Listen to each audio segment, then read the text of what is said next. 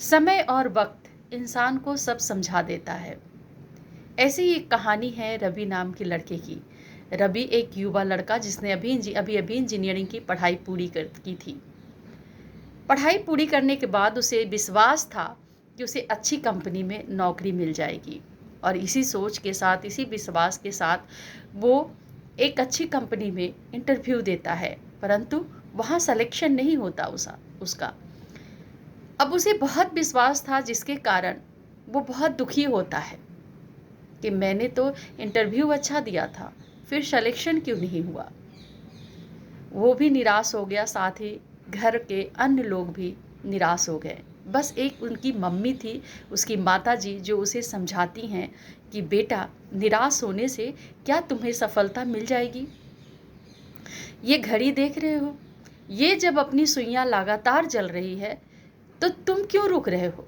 ये तो नहीं रुकी ना, इसकी सुइयां देखो लगातार चल रही है, फिर तुम क्यों थक रहे हो।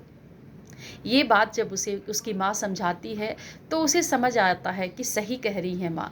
जब ये घड़ी की सुइयां नहीं रुकी तो फिर मैं क्यों हार कर थक कर रुक गया।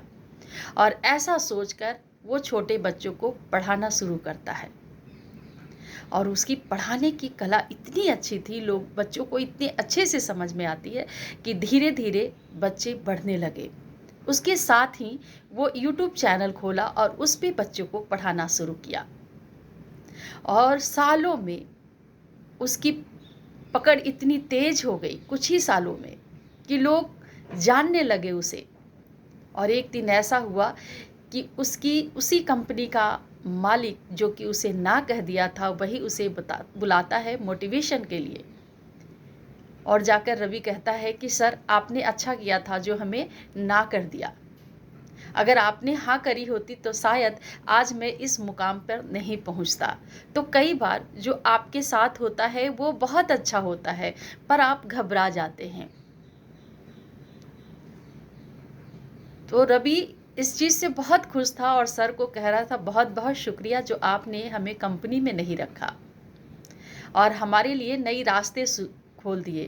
तो ये छोटी सी कहानी हमें यही सिखाती है कि ज़िंदगी हमें हर मोड़ पे सिखाती है। हो सकता है अभी समझ नहीं आ रहा, लेकिन वक्त ज़रूर आएगा जो हमें बता देता है कि हम किस चीज़ के लिए बने हैं। तो जो भी हुआ वो शायद हमारे अच्छे के लिए हुआ है। बस भरोसा बनाए रखें और आगे चलते रहें।